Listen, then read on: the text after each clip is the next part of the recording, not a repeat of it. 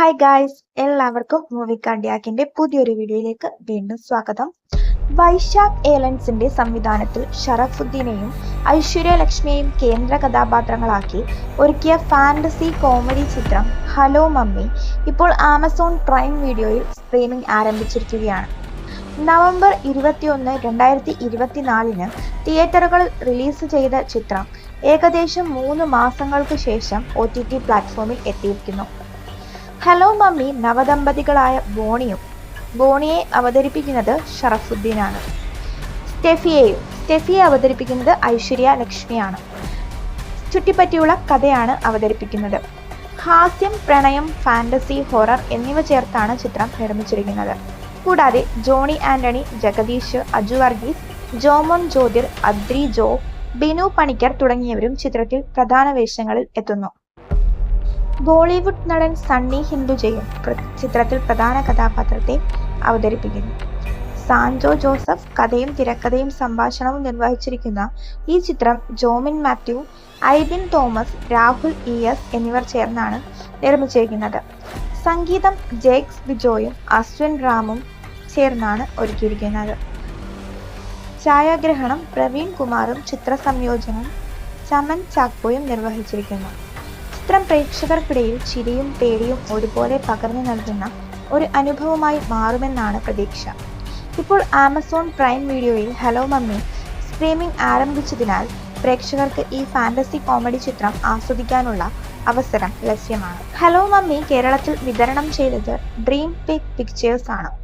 GCC ഉൾപ്പെടെയുള്ള overseas distribution false films ആണ് നിർവഹിച്ചത്. ചിത്രത്തിൽ സണ്ണി ഹിന്ദുജ, അജു വർഗീസ്, ജഗദീഷ്, ജോണി ആന്റണി, ജോമോൻ ജ്യോതിർ, ബിന്ദു പണിക്കർ, അദ്രി ജോ, ശ്രുതി സുരേഷ്, ഗംഗ മീര എന്നിവർ സുപ്രധാന വേഷങ്ങളിലെത്തിയിരിക്കുന്നു. ചിത്രത്തിലെ ഗാനങ്ങളും പ്രേക്ഷകരിൽ വലിയ സ്വീകാര്യത നേടി. സോഷ്യൽ മീഡിയയിൽ നിരവധി ആരാധകരും അവയെ പ്രശംസിച്ചു. നവദമ്പതിയായ ബോണി ഷറഫുദ്ദീനാണ്. തന്റെ ഭാര്യ സ്റ്റെഫി ഐശ്വര്യ ലക്ഷ്മിയാണ്.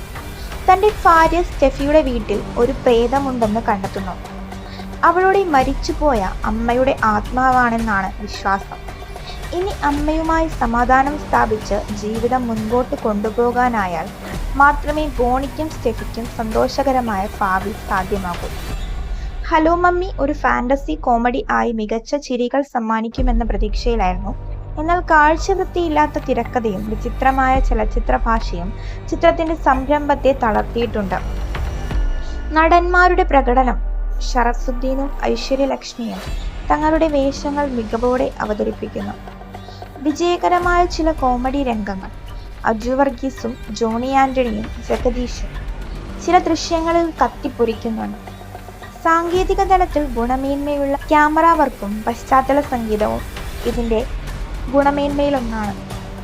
കഥയ്ക്ക് നല്ല നിർവഹണം ഇല്ല എന്നത് ഇതിന്റെ ഒരു നെഗറ്റീവ് പോയിന്റാണ്. സിനിമ ഒരു ആശയക്കുഴപ്പത്തിലൂടെ മുന്നോട്ട് പോകുന്നു.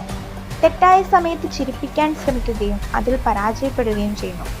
ക്ലൈമാക്സ് വെറും ബോറിംഗ് തന്നെയാണ്.